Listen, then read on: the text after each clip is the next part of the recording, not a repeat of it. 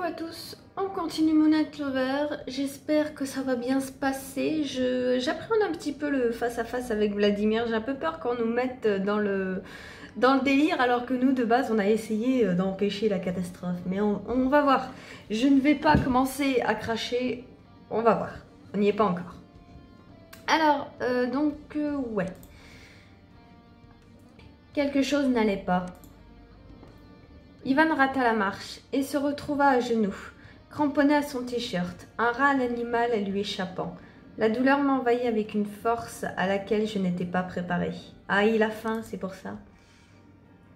Le besoin de mordre, de boire, d'apaiser la douleur. Ivan, qu'est-ce que tu as? Tu as besoin de sang, c'est ça? Laisse-moi t'aider. Non, ne t'approche pas. Un instant après, il agrippait les escaliers, plié en deux, disparaissant dans le couloir. Je me jetais à sa poursuite. J'ai cru qu'elle allait dire je me jetais sur lui, ça aurait été plus marrant. Bon, et bah suivons-le, notre petit. Où est-ce qu'il est parti? Dans sa chambre. Ici. Ivan, bon sang, arrête ça. Je lui avais presque hurlé dessus. Sa douleur était si palpable que j'avais failli rater une marche et me fondrer dans les escaliers moi aussi. J'étais abasourdie par la violence de son besoin de sang. J'étais en travers de son lit. J'étais en travers de son lit. Les poings crispés sur son crâne, Ivan rugissait de rage dans les draps. Le corps arqué par la douleur. Oui, donc en gros, il s'est mis sur son lit. Je ne comprenais pas de base, je croyais qu'elle parlait d'elle. Fous le camp, tu en as pas assez fait ce soir? Sans l'écouter, je traversais la pièce à grande enjambée. Affolée, j'avais presque l'impression de sentir mon propre sang dans ma bouche. Puis, à ma surprise, je compris que c'était le cas. Je me mordais si fort la lèvre, malade d'angoisse, que j'en faisais saigner la peau délicate. Lorsque je fus arrivée près de lui, Ivan leva brusquement la tête, me faisant sursauter. Il avait l'air d'un animal aux abois, les poings refermés sur les draps pour les empêcher de trembler.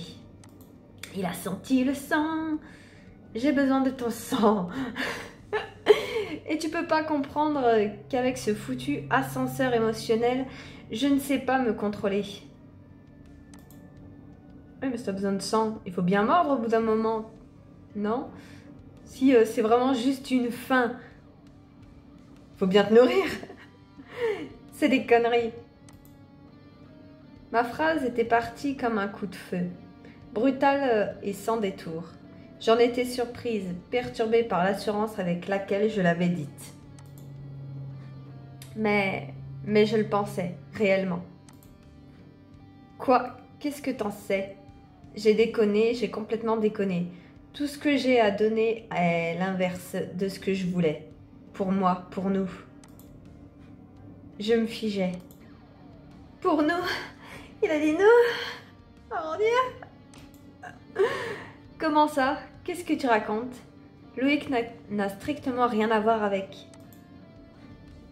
Un petit cri m'échappa. Ivan venait de surgir du lit, se remettant debout, tout près de moi. Je pouvais sentir sa nervosité, palpable, inquiétante. J'ai cru qu'il s'était jeté sur nous. Mais le regard qu'il posa sur moi n'avait rien de furieux. Il était enflammé d'un autre sentiment. De faim, j'ai faim! Qu'est-ce que tu crois? Qu'après toutes ces années sans craquer, c'est tombé d'un coup, comme ça, pile alors que ma vie a pris un tournant radical? Je n'en sais rien, j'étais morte d'inquiétude. Et moi donc, parce que ce foutu tournant, je ne savais même pas que je l'attendais. Et pourtant, il est en train de me sauver la vie. Nous? Il marchait vers moi à présent, me forçant à me reculer pour éviter l'impact. J'étais prisonnière de son regard. C'est toi que j'attendais, la vérité, c'est ça. Ça n'a jamais été Constance durant toutes ces années. Je voulais sortir de la nuit, aller vers ce que je pensais être ma lumière, sans comprendre qu'elle me tuait à petit feu. Ok. J'avais la bouche sèche, mon dos heurta le mur, me coupant toute retraite. Ivan était prêt, si près que je n'avais qu'à tendre la main pour le toucher, pour sentir ce corps vibrant tendu vers moi. Ah, ça bug! Ah, bah c'est parti, ça va bugger. Il a l'air coincé. Oh non! Oh. Bon, bah je vais en profiter pour me moucher. Si c'est comme ça. Il est occupé. Repassez plus tard. Allez, vous allez voir me moucher.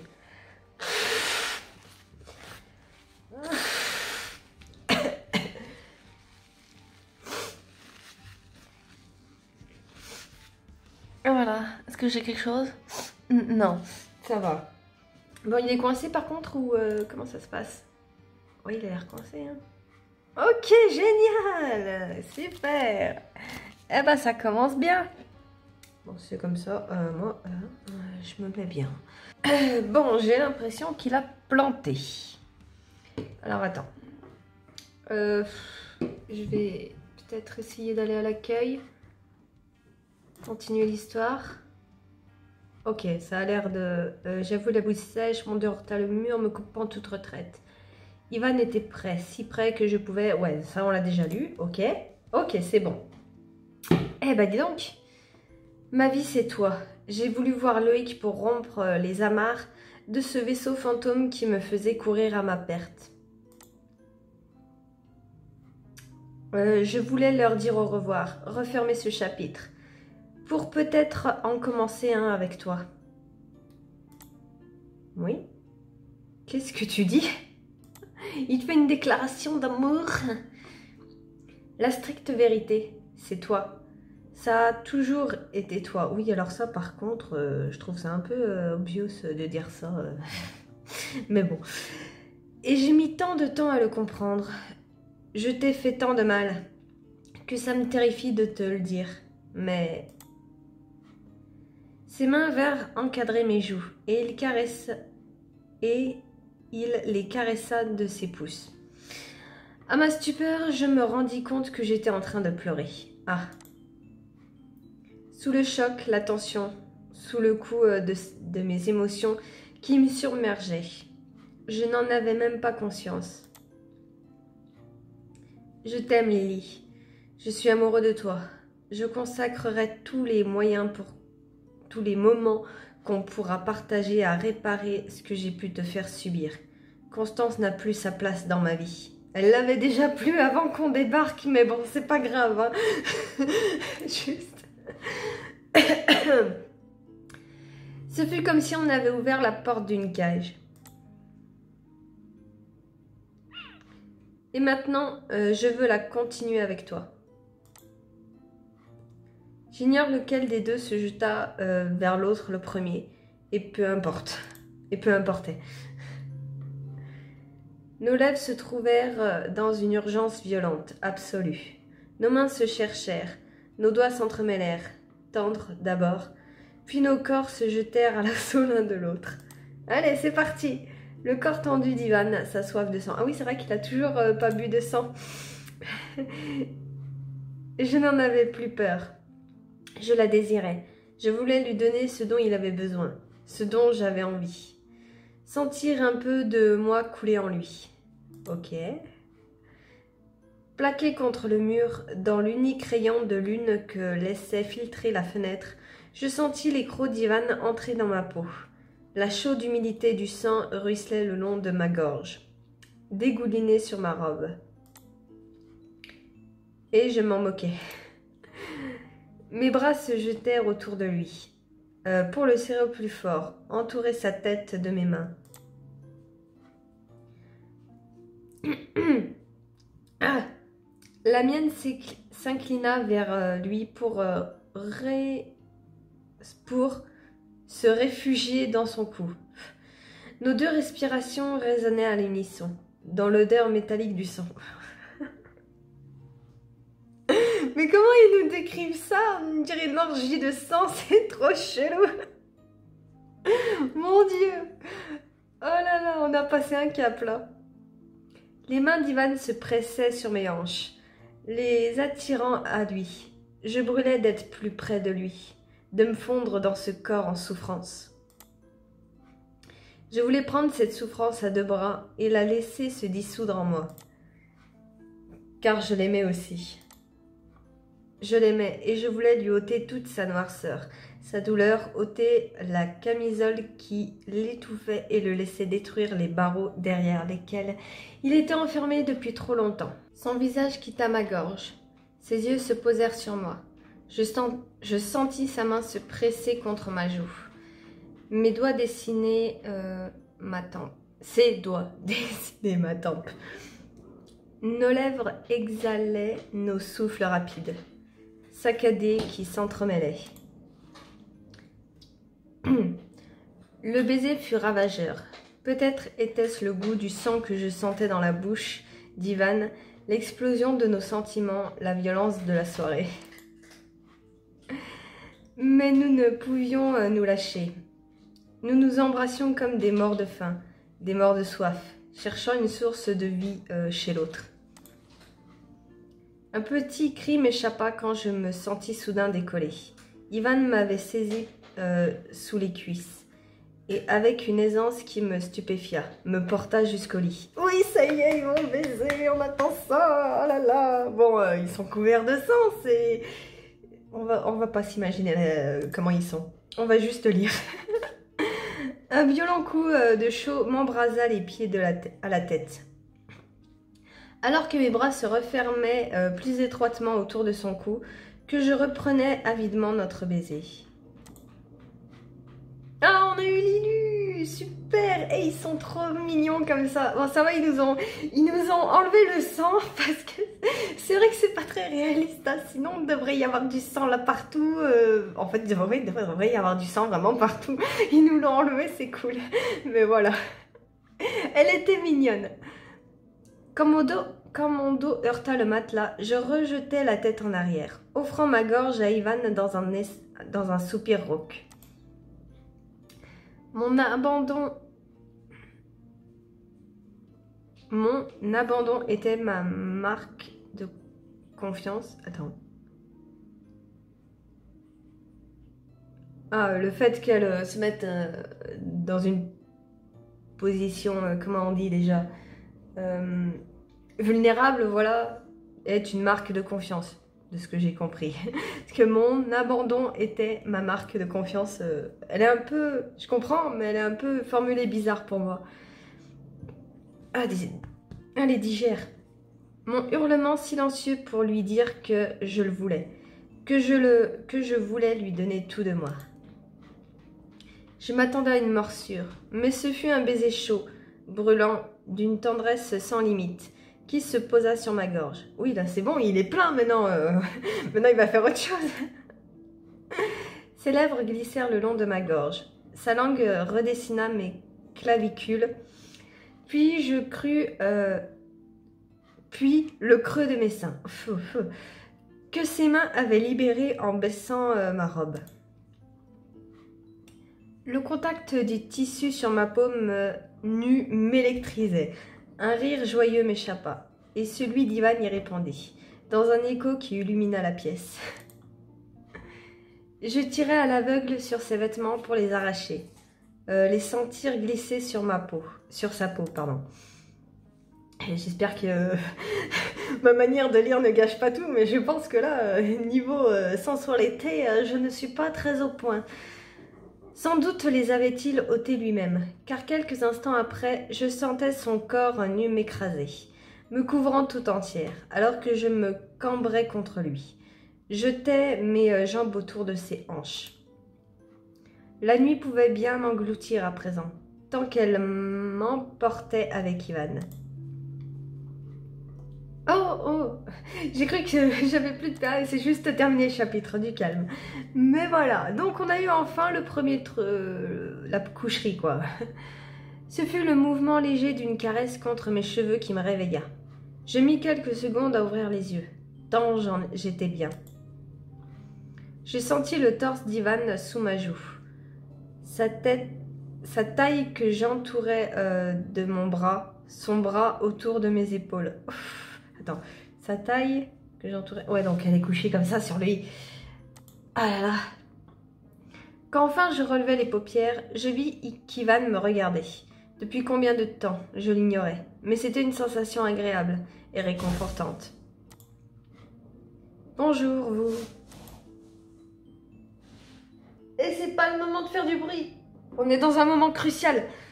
Un sourire me vint aux lèvres. Je lui griffais légèrement la torse, taquine et me redressais pour l'embrasser. Bonjour, monsieur.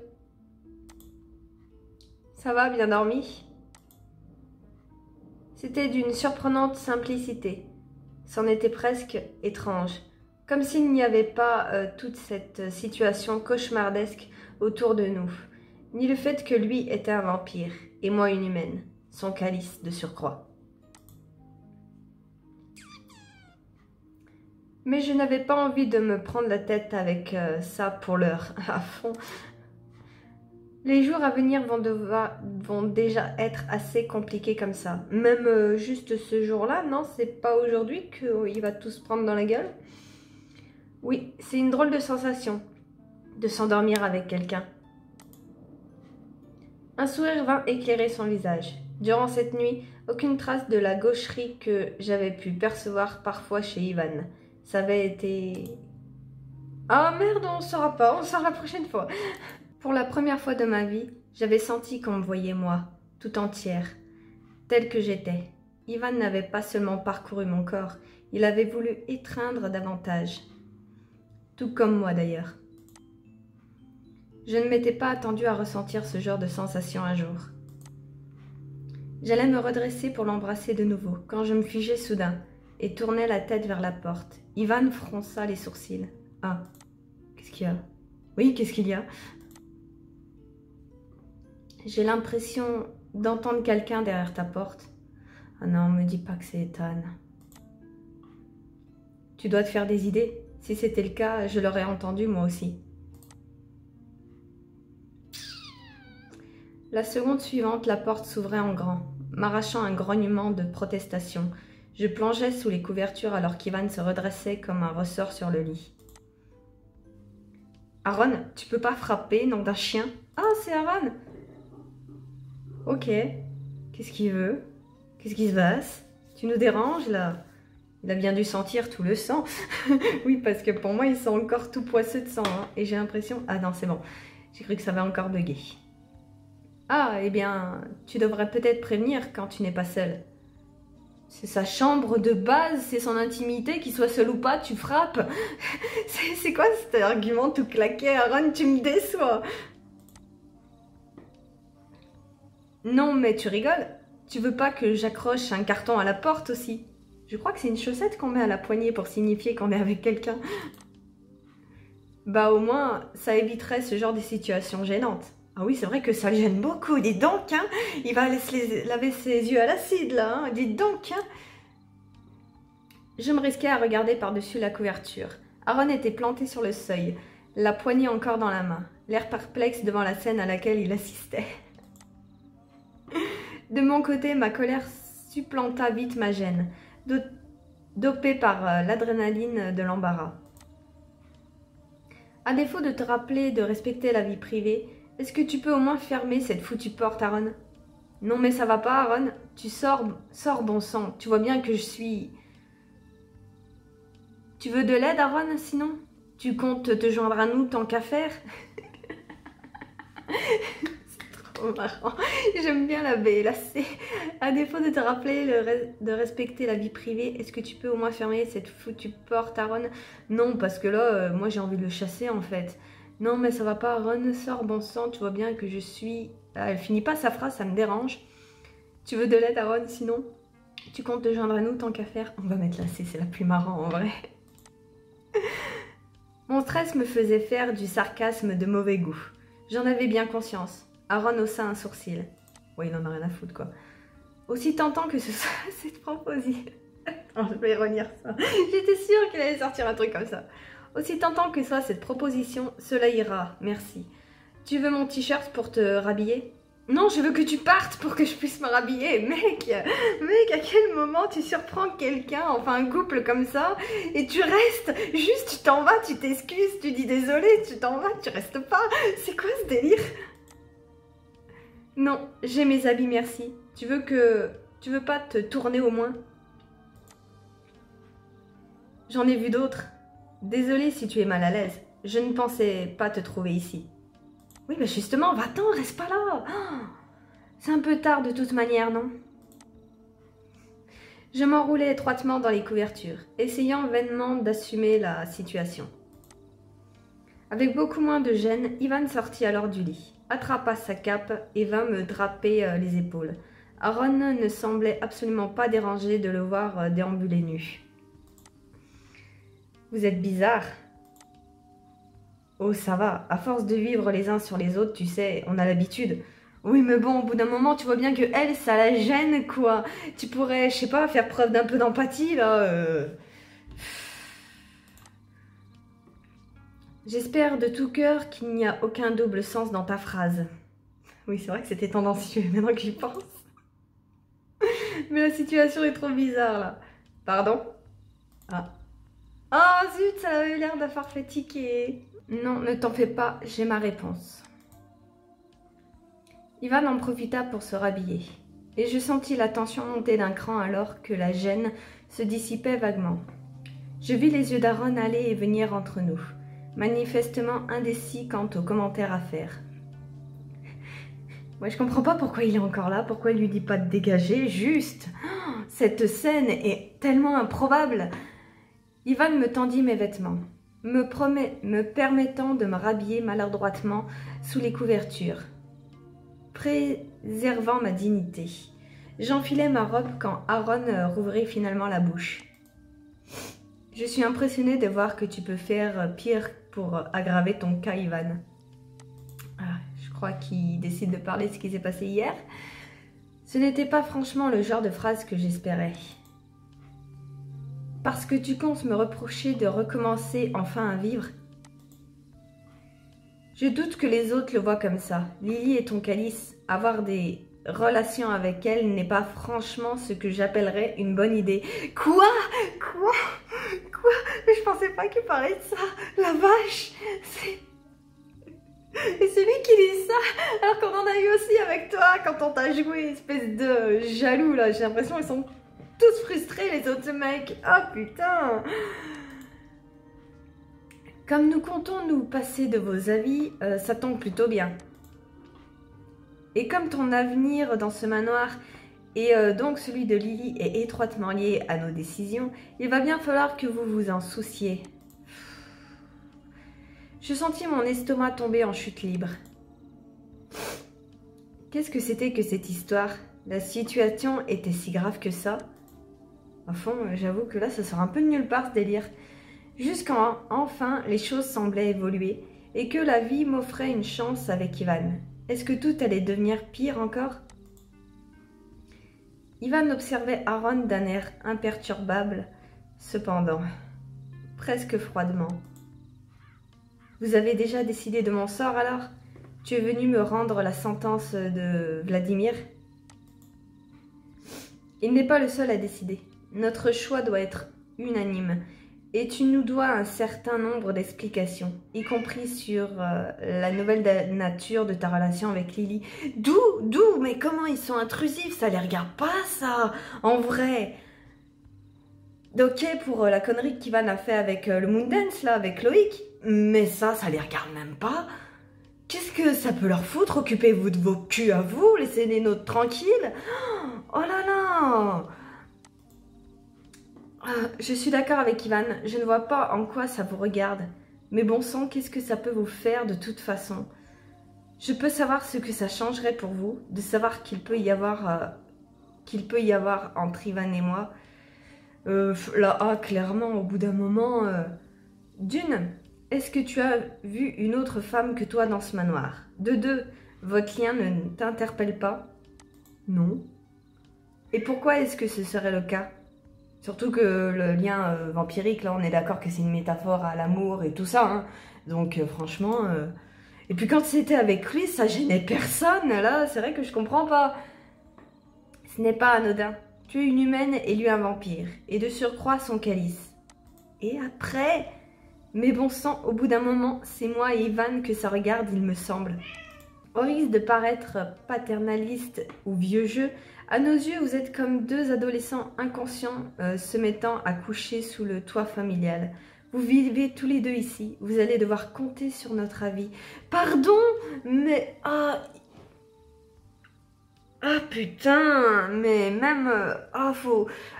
Je sais même pas comment formuler ce que j'ai envie de dire, mais c'est vrai que ça existe ça des parents, enfin c'est un peu normal, enfin banalisé. Je dis pas normal, mais c'est vachement banalisé que les parents interfèrent beaucoup dans la vie de leur adolescent. Et, sauf qu'à un moment, il va falloir que les parents comprennent qu'au bout d'un moment, c'est des adolescents, ils n'ont plus à leur obéir, même si on a mis des lois à 18 ans, mais au bout d'un moment... T'as pas à t'occuper de la vie privée, surtout intime, de ton gamin. C'est hyper intrusif, c'est hyper malsain. Au bout d'un moment, faut que tu te fasses une raison. Ton gamin, il grandit, c'est normal. Il va faire ses expériences. T'as pas à t'en occuper. T'as pas à te mettre dans leur vie privée. Est-ce que les gamins, ils empêchent leurs parents de baiser ensemble? Non. Pourquoi les parents ont le droit, enfin, pensent qu'ils ont le droit de faire pareil, eux? Ça n'a rien à voir. C'est... Ah, mais c'est malsain au possible. Ah, laissez vos gamins vivre leur vie au bout d'un moment. Ah, putain. Et Aaron, là, je suis déçue. Oh la vache. J'ai eu l'impression de recevoir une gifle. J'étais peut-être jeune et la situation était peut-être compliquée, mais ce que nous partagions n'avait rien à voir avec de l'inconscience. Mais insidieusement, Aaron venait d'éveiller un doute en moi. Ah non! Je m'étais déjà demandé si le lien de calice que nous partagions pouvait influencer nos sentiments l'un envers l'autre. J'étais certaine d'être amoureuse d'Ivan, que mes sentiments s'étaient développés progressivement à mesure que je le découvrais. Je prenais conscience qu'une autre personne se cachait derrière sa souffrance et son rejet de sa vie de vampire. Et Ivan semblait vouloir s'engager pour moi, réellement.